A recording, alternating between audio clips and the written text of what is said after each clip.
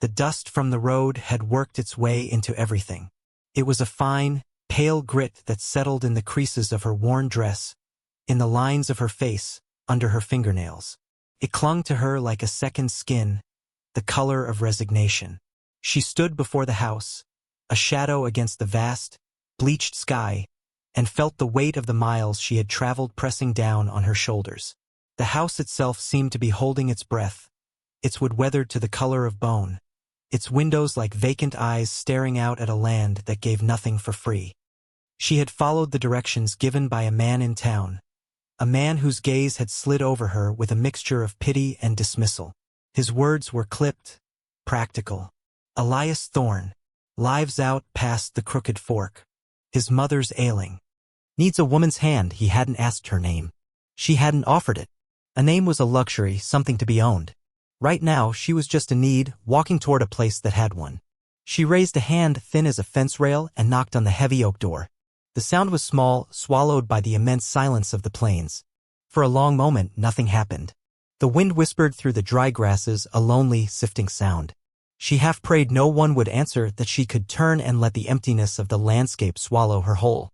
But the need for food, for a roof that did not leak, was a more persistent prayer. The door opened not with a creak but with a slow, heavy scrape. The man who stood there was carved from the same hard material as the land. His face was a map of sun and wind, his eyes the color of a winter sky, holding more shadow than light. He was not tall, but solid, rooted to the spot. He looked at her, his gaze taking in the frayed hem of her dress, the exhaustion etched around her eyes, the desperate stillness of her posture. He didn't speak. He simply waited, his presence a question mark. She found her voice, a thin, reedy thing she hardly recognized. "The man in town," he said, "about your mother." His eyes didn't change. They held no warmth, but no cruelty either. They were simply measuring. "You have experience?" Yes, the word was a stone in her throat. Experience in watching life fade, in changing linens, in spooning broth into mouths that had forgotten how to swallow. Experience in being invisible. He stepped back, a silent invitation. The air inside the house was cool and smelled of wood smoke, dried herbs, and something else, something sharp and medicinal that spoke of sickness. It was the smell of a long, slow dying. The main room was sparse, functional. A stone hearth, cold and black. A rough-hewn table with 2 chairs. A ladder leading to a loft. Everything was clean but worn, scrubbed to a pale sheen. It was a house that expected nothing more than to endure. Through an open doorway she could see the corner of a bed, the shape of a form beneath a quilt. "She's sleeping," the man, Elias, said. His voice was low, like it came from under floorboards. It was not a voice for conversation, but for stating facts. "The work is hard. The pay is little more than room and board." She nodded, her gaze fixed on the floorboards. Room and board was a kingdom. He seemed to consider her for another long moment, his silence stretching until it felt solid. She could feel his gaze weighing her, judging her endurance, her desperation. He was not hiring a nurse. He was hiring a witness, someone to share the burden of the vigil. "She wakes near dusk," he said, turning from her. "I'll be in the barn." It wasn't an acceptance, not quite. But it wasn't a dismissal, either. It was a trial. He left the door ajar as he walked out, and she understood. She was being released, not from shackles she wore on her wrists, but from the raw, open vulnerability of the road. She was being let into a space, however temporary, however grim. She stepped fully inside and gently pushed the door closed. The latch clicked into place with a sound of finality. For the first time in weeks, she was on the other side of a locked door, not because she was a prisoner, but because she had chosen to close it. The distinction felt immense, a small, fragile seed of agency planted in barren ground. She looked toward the open bedroom door. She could hear the faint, shallow whisper of breath from within. A life tethered by a thread. Her work had already begun. She took off her thin, worn shawl, folded it carefully, and placed it on one of the chairs. An unspoken contract. She was here to tend to the dying. Her own room was little more than a closet off the main living space. It held a narrow cot with a thin mattress and a single, threadbare blanket. A small, high window looked out not onto the vast plains, but onto the weathered gray wall of the barn. It was a space that offered no vistas, no dreams. It offered only shelter. It was more than enough. She did not unpack, for she had nothing to carry but the clothes she wore. She stood in the center of the small room and breathed in the scent of old wood and dust. He hadn't told her his rules, hadn't laid out any terms. He had simply shown her the room and the source of her duties. The arrangement was established in the silence between them. You will work, and in exchange you will be safe here. I will not bother you. You will not bother me. That first evening she met his mother. The old woman's eyes were milky with age, her skin as thin and translucent as dried paper. She lay propped on pillows, her hands like bird claws resting on the quilt. When Alara entered, the woman's eyes fluttered, trying to focus. "Martha," the old woman whispered, her voice a dry rustle. Alara paused. "No, ma'am. My name," she stopped. Her name felt foreign on her own tongue. She hadn't used it in so long. "I'm here to help." The woman's gaze drifted away, lost in some landscape of memory. Alara went to work. She bathed the woman's face with a cloth dipped in cool water, her movements slow and gentle. She tidied the bedclothes, smoothed the quilt. She did not speak. The language of care was in her hands, a silent fluency she had learned through bitter practice. When Elias returned from the barn at dusk, his boots heavy on the floorboards, he found a pot of thin soup simmering on the hearth. It wasn't much, just water and a few wild roots she had found near the well, but the house held a new smell now, layered over the sense of sickness and smoke. It smelled of sustenance. He stopped in the doorway, watching her spoon the broth into a bowl. She didn't look at him, her attention focused entirely on the task. He said nothing. He walked to the wash basin, poured water from the bucket, and washed the grime of the fields from his hands and face. The sounds of his washing were the only conversation. They ate at the rough table, the space between them as wide as the plains outside. He ate quickly, methodically. She ate slowly, savoring the warmth as it spread through her. The silence wasn't awkward. It was functional, a shared space that asked nothing of either of them. When they were finished, he took the bowls to the basin and washed them himself. It was another unspoken rule established. He did not expect to be waited on. And so, the days fell into a rhythm. It was a life measured not in hours, but in tasks. The sun rose and Elias went to the fields or the barn. Alara tended to his mother, she swept the floors, she mended. She learned the geography of the small house, the way the floorboards creaked by the hearth, the way the afternoon sun slanted through the window to lay a warm patch on the floor, the particular cadence of the old woman's breathing as she slept. She worked in a quiet, tireless loop. She found a patch of stubborn mint growing by the back step and began crushing its leaves to steep in hot water, a tea to soothe the old woman's throat. She discovered a box of Elias's late wife's things in the loft, packed away but not discarded. She found sewing needles and spools of thread. One afternoon, while Elias was out mending a far fence line, she took one of his work shirts, the elbow worn through to a hole the size of a coin. Her fingers, nimble and sure, stitched it closed with small, neat rows. She left it folded on his chair, saying nothing. That evening, when he came in, he saw the shirt. He picked it up, his thumb tracing the pattern of her stitches. He looked over at her where she was sitting by the hearth, watching the fire.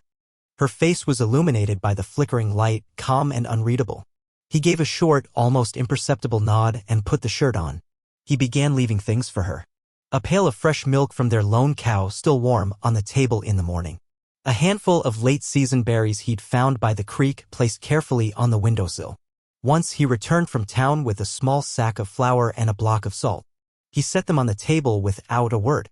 They were not gifts. They were provisions and acknowledgement of her presence, of her contribution to this fragile ecosystem of survival. She baked bread. The first loaf was dense and heavy. When he broke a piece off, it crumbled in his hand. He looked at it, then at her. A faint line appeared at the corner of his mouth, the ghost of a smile. "That loaf died in vain," he said, his voice holding a dry, rough texture she hadn't heard before. She felt a flush of heat rise in her cheeks. "It's a little dry." "You didn't complain about my soup," he countered, and the moment hung in the air, a small, strange spark of connection in the dim light. It wasn't humor, not really. It was something quieter. It was recognition. One day, she walked out to the small, fenced-off plot behind the house. 2 wooden markers stood there. One was old, the lettering faded by years of sun and snow. The other was newer, the name Martha Thorne still sharp in the wood. His wife. She had known, but seeing the name carved there made it real. She knelt and pulled a few stubborn weeds that had grown around the base of the marker. On her way back to the house, she plucked a single, tough prairie wildflower, its petals a defiant slash of purple against the brown earth. She put it in a cup of water and set it on the table inside. Elias saw it when he came in. He stopped, his gaze fixed on the solitary flower. He didn't say a word, but something in his posture softened, a tension easing from his shoulders. He carried whole winters in his eyes, but for a moment she thought she saw a flicker of something like spring. The deepest changes happened in the sick room. The old woman, drifting in the fog of her last days, began to talk. She spoke to ghosts, to a husband long dead, to a daughter lost to fever. She mistook Elara for all of them. She would reach out and grasp Elara's hand, her grip surprisingly strong. "Don't you leave me, Martha," she'd plead. "It's so dark when you're not here." Elara would simply sit, her hand held fast, and murmur, "I'm here. I won't leave." One night, a storm rolled in, the wind turning mean and rattling the window panes. The old woman was agitated, her breathing ragged. Elara sat by the bed, humming a low, tuneless melody she remembered from her own childhood, a simple tune meant to soothe. The old woman's breath slowly evened out, her panic subsiding into a restless sleep. Elara didn't realize Elias was standing in the doorway until she finished. He was just a silhouette against the firelight from the main room. He stood there for a long time, listening not just to the humming but to the quiet it created. Later, as she banked the fire for the night, he spoke from the shadows where he Saturday, that song. She looked up startled. "It's nothing. Just a nonsense tune." "My wife," he said, his voice quiet and rough. "She used to hum. Not that song. But she hummed." It was the most he had ever offered of his past, a tiny, precious stone of memory placed carefully in her hands. She didn't know what to say, so she just nodded, accepting the weight of it. In that moment, the house felt less like his space that she was merely occupying and more like a shared vessel holding the grief of them both. He rose and fetched a heavy wool shawl from a wooden chest. It was clean and smelled of cedar. He walked over and draped it over her shoulders. It was thick and warm, a startling comfort against the chill of the night. "The wind's found a crack in the wall by your cot," he said, his voice gruff as if to excuse the gesture. "You'll be cold." She pulled the shawl tighter around herself, the coarse wool a solid, tangible kindness. She looked at him, really looked at him, and saw past the hardness in his face to the deep well of sorrow behind it. He wasn't just a stoic man. He was a man who had built a fortress around his heart, and she was slowly, quietly being allowed inside the gates. A week later, the old woman had a moment of startling clarity. Elara was spooning some thin porridge into her mouth when the woman's eyes focused on her, truly seeing her for the first time. The milky film seemed to recede. "You're not Martha," she said, her voice surprisingly firm. "No, ma'am." The woman studied her face. "You have kind hands." She was quiet for a moment, then she asked, "Why are you here, child?" The question was so direct, so unadorned, it disarmed her. She found herself telling a sliver of the truth. "I had nowhere else to go." The old woman's gaze was sharp. "And my Elias? Why did he take you in?" "He needed help," Elara answered simply. "Humph," the woman seemed to consider this. "He needs more than help. He needs the windows opened." She patted Elara's hand. "You have a good soul?" "I can feel it." Then, as quickly as it came, the lucidity faded and her eyes clouded over once more. But the words remained echoing in the quiet room. "He needs the windows opened." That night, a nightmare clawed its way out of her sleep. It was the old fear, the one with a man's heavy breathing and the sound of a bolted door. She woke with a gasp, her heart hammering against her ribs like a trapped bird. The small room felt like a box, the walls pressing in.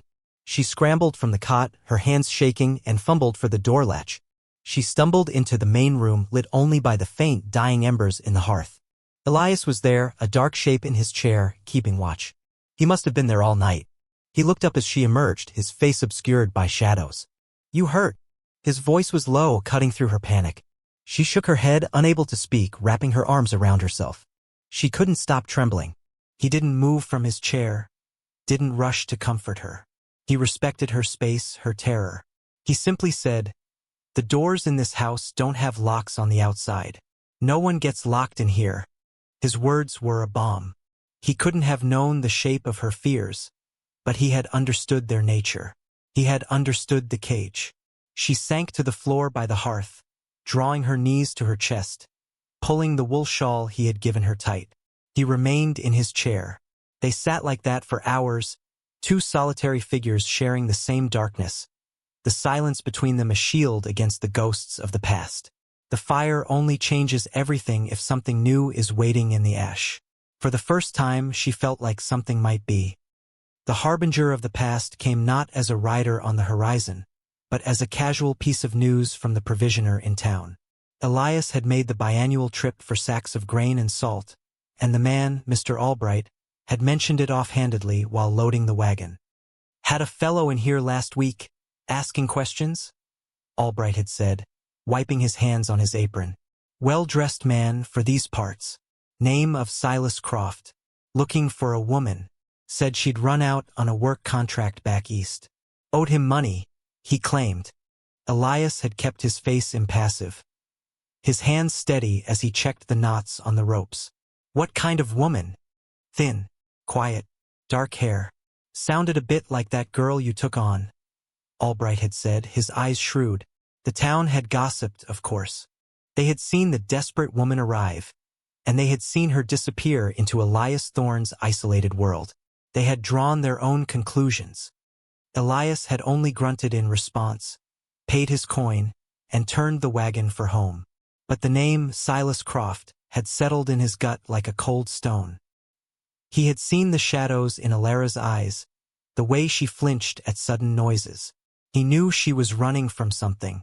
Now it had a name. The journey home felt longer than usual. The wind seemed to carry the man's name, whispering it through the tall grass. Croft.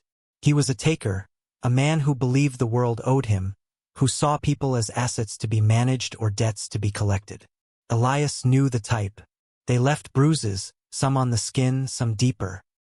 When he reached the homestead, the setting sun was bathing the small house in a light the color of blood orange. Alara was outside, scattering feed for the handful of chickens they kept.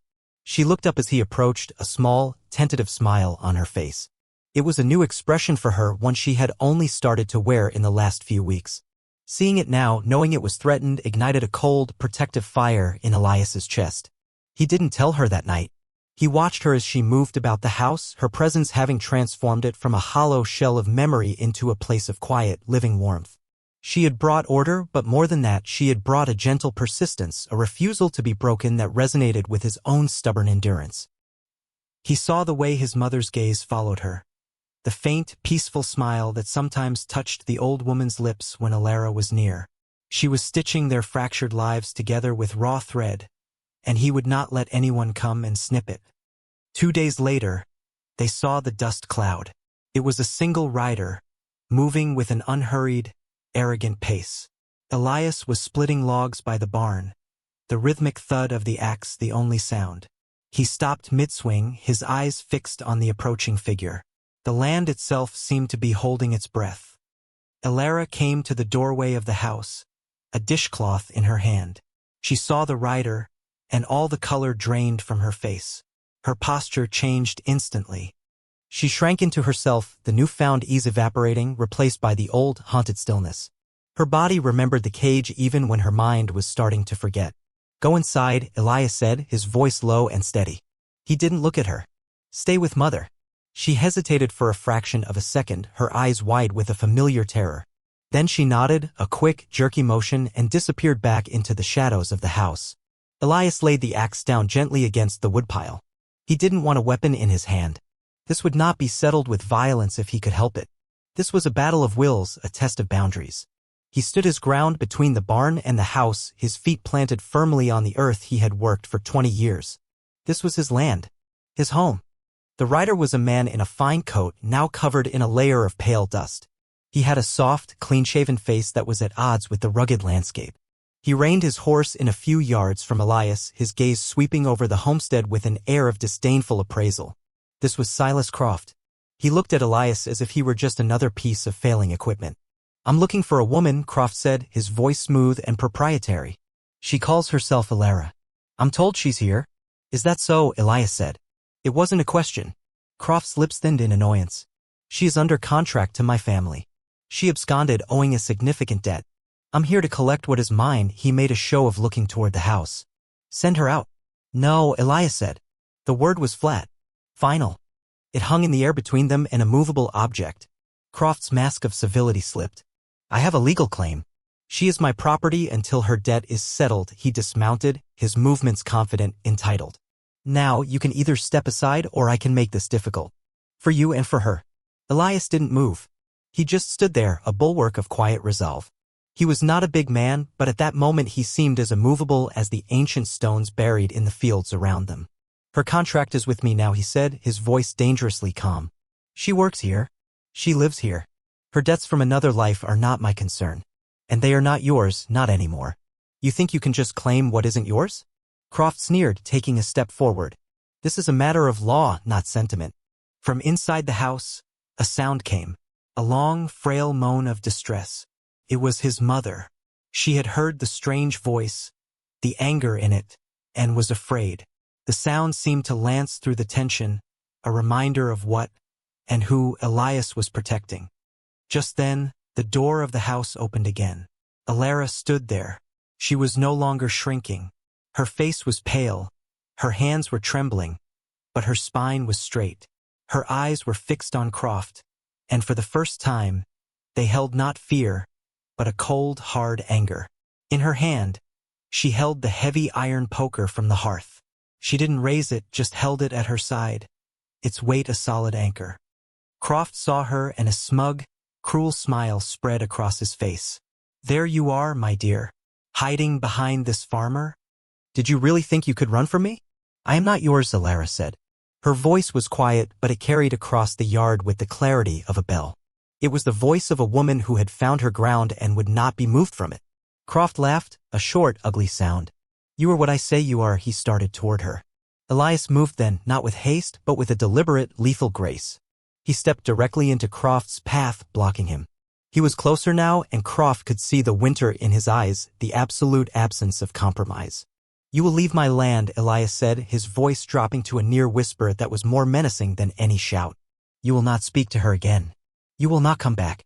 For a moment, the two men stood locked in a silent battle of wills. Croft was a man used to power, to getting his way through intimidation and the weight of his station. But here on this patch of hard-won earth, his power meant nothing. He was faced with something older, more elemental, a man defending his home. Croft looked from Elias's unyielding face to Alara's defiant one, to the iron poker in her hand. He saw that they were united, a front he could not break without a fight he was not prepared for. He was a bully, and bullies thrive on fear. There was no fear here, only resolve. He spat on the ground. You'll regret this, farmer. Both of you. The threat was hollow, the last gasp of a defeated man. He turned without another word, mounted his horse, and spurted away, leaving behind a cloud of angry dust. Elias stood and watched until the rider was just a small speck on the horizon. He didn't turn around until the dust had settled completely, until the silence of the plains had reclaimed the land. He walked back to the house. Alara was still standing in the doorway, the poker still clutched in her hand. Her knuckles were white. He gently took the iron bar from her grasp and leaned it against the doorframe. She looked up at him, her eyes shining with unshed tears. I was scared, she whispered. I know, he said. He reached out, his calloused, rough hand hesitating for a moment before it gently cupped her cheek. It was the first time he had touched her with such open tenderness. You didn't run. No, she said, her voice gaining strength. I didn't run. He dropped his hand and looked at her, a long, deep look that held everything he couldn't say. He saw not a victim, but a survivor. A partner. The house behind her no longer seemed like just his home. It was theirs. Together, they had faced the ghosts of the past, and together, they had won. They went back inside, leaving the door open to the clean, quiet air of the evening. The confrontation with Croft took a toll that wasn't measured in bruises or broken fences. It had taken the last of the old woman's fragile strength. The strain of the fear, the shouting, had been a storm her frail body could not weather. She began to fade, not in panic, but with a gentle, quiet receding like the tide going out for the last time. Alara rarely left her side. She held her hand, bathed her brow, and spoke to her in low, soothing tones, telling her about the sun on the fields and the sound of the wind. Elias would stand in the doorway for long stretches, watching them, his heart a tight, aching knot in his chest. He was watching one life end, but he was also witnessing another one truly begin. He saw the strength in Alara, the deep, resilient well of compassion that he had only glimpsed before. She wasn't just caring for his mother, she was guiding her, easing her passage with a grace that was both heartbreaking and beautiful. One afternoon, with the sun slanting low through the window, his mother opened her eyes. She looked from Elias, standing by the bed, to Alara holding her hand. A faint, clear light of understanding shone in her gaze. She squeezed Alara's fingers. Good girl, she whispered, her voice a thread of sound. Then she turned her eyes to Elias. You see, son? The windows, they are open now. Those were her last words. She passed in her sleep before dawn, her face peaceful, her hands still loosely clasped in Alara's. They buried her the next day, next to his wife, under the vast, silent sky. It wasn't a somber affair. It was quiet, profound. They stood together by the freshly turned earth, two solitary figures who were no longer alone. When Elias finished patting the last of the soil into place, he looked at Alara, her face traced with a grief that was not for a stranger, but for a woman she had come to care for. "What will you do now?" he asked, the question heavy with unspoken meaning. Her contract, the care of his mother, was fulfilled. She was free to go. She looked away from the graves toward the small, weathered house. She looked at the barn, the fields, the endless horizon. Then her eyes met his, and they were clear and steady. "I think," she said softly, "that I am home." The words settled between them, simple and true. He gave a slow nod, the tightness in his chest finally easing, replaced by a warmth that spread through him like the morning sun. In the days that followed, a new kind of life began. The house was quieter without the sound of labored breathing from the bedroom, but it wasn't empty. It felt settled. They moved with an easy, unspoken understanding. They cleared out his mother's room together, folding her clothes, packing away her few belongings. It was an act of letting go, of cleansing the space to make room for the future. One evening, Elias took the letter Croft had sent. A formal, threatening demand he'd received weeks earlier and never mentioned, and the few ragged possessions Alara had arrived with, and he built a small, clean fire in the yard. He looked at her, a silent question. She understood. It was a funeral for the woman she used to be. She watched as the flames consumed the paper and the worn cloth, turning the ghosts of her past into smoke and ash that drifted away on the night wind. It was a symbolic rebirth, a declaration that the past no longer had a hold on her. Their bond was no longer one of necessity or shared grief. It was something more, something built slowly and carefully like a stone wall, from small acts of kindness and long, comfortable silences. He started calling her by her name more often. "Alara," he would say, and the name, in his low voice, sounded like a promise. One day he came back from town with not just flour and salt, but a bolt of blue calico cloth. He set it on the table without a word. Her eyes widened. It was the first beautiful thing she had owned in as long as she could remember. That night by the firelight she began to cut a pattern for a new dress. The sound of her scissors slicing through the fabric was the sound of a new beginning. He began to talk more, not about the deep pains of the past, but about the land. He told her about the way the soil changed after a rain, about the hawk that nested in the tall cottonwood by the creek, about his father who had built this house with his own two hands. And she, in turn, began to hum again as she worked, the small, simple melodies filling the quiet spaces in the house. Their life was not one of grand passions or loud declarations. It was a tapestry woven from shared work, from meals eaten together at the rough-hewn table, from evenings spent sitting on the porch watching the stars ignite in the vast, dark sky. Love for them was not a lightning strike. It was the slow, steady warmth of a banked fire, a constant heat you could build a life around. Months turned into a year. Spring returned, painting the plains with the pale green of new grass and the vibrant colors of wildflowers. The two graves on the hill were now covered in them. The house, which had once seemed to be holding its breath, now breathed with a slow, contented rhythm. It breathed with the smell of baking bread, the sound of humming, the solid presence of two people who had found each other in the ruins of their former lives. One evening they sat on the porch steps as they often did. He was mending a piece of leather harness, his hands strong and sure. She was shelling peas into a wooden bowl, the small green spheres making a soft pattering sound. The silence was full, companionable. He set his work down and looked at her. Her face, in the gentle light of dusk, was no longer haunted. It was calm, open. The lines of hardship were still there, but now they seemed less like scars and more like the proof of her resilience. "Alara," he said. She looked up, her hands still in the bowl of peas. "Yes, Elias." He didn't have the words for what he felt. Not the poetic, easy words of other men. His love was like his life. Practical, solid, built to last. So he said the only thing that felt true, the only thing that mattered. "I'm glad you're home." A smile touched her lips, a real, radiant smile that reached her eyes. She reached out and placed her hand over his on the wooden step. His hand was rough and calloused, hers was small and slender, but they fit together perfectly. "Me too," she said. They sat there as the last of the light faded, their hands clasped together, two broken pieces that had, against all odds, made each other whole. This story, it isn't just about rescue.